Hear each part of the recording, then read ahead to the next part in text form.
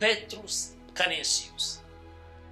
पेट्रुस का जन्म नेदरलैंड में 8 मई 1521 को हुआ। उनके जन्म के तुरंत बाद उनकी मां की मृत्यु हो गई। 1540 में अपने 19 साल की उम्र में उन्होंने कोलोन यूनिवर्सिटी में स्नातकोत्तर की उपाधि प्राप्त की। सन 1543 में पातर फेबर नामक एक पुरोहित से मुलाकात करने के बाद उन्होंने सोसाइटी ऑफ जीसस धर्म समाज में शामिल हुए। 1546 में वे पुरोहित अभिषिक्त हुए। अपने लेखों एवं प्रवचनों के माध्यम से वे उस जमाने के सबसे प्रसिद्ध कैथोलिक बन गए।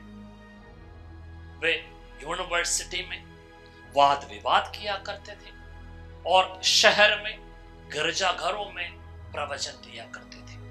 उनके बारंबार होने वाले यात्राओं की वजह से उन्हें जर्मनी के दूसरे प्रेरित माने जाते हैं। उनका प्रभाव सम्राट फर्डिनेंड प्रथम पर काफी रहा, मगर जब सम्राट के बड़े बेटे ने एक शादीशुदा पुरोहित को अपने आध्यात्मिक गुरु के रूप में नियुक्त किया तो पेट्रुस ने उसका खंडन किया, विरोध किया। 1547 में ट्रेंट महासभा के कई सत्रों में संत पेट्रुस भाग लिए।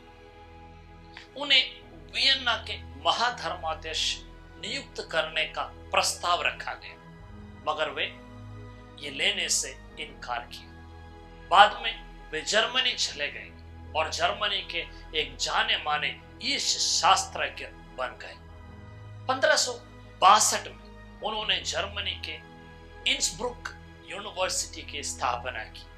उन्होंने बवेरिया और राइनलैंड के लोगों को ईसाई विश्वास में वापस ले आया। उन्होंने अपने ज्ञान के मुताबिक हर स्तर के लोगों के लिए धर्म शिक्षा को और भी सरल रूप से प्रस्तुत किया। 1591 में अपने 17 साल की उम्र में उन्हें लकवा मार दिया। अपने इस हालात में भी उन्होंने एक सचिव को रखा और उस सचिव के माध्यम से उन्होंने कई लेख लिखे और प्रवचन दिए। 1597 21 दिसंबर को संत पेट्रुस का निधन हुआ और सन 1925 में वे संत घोषित किए गए। संत पेट्रुस जर्मनी के सारशक संत हैं। अपने ताकत,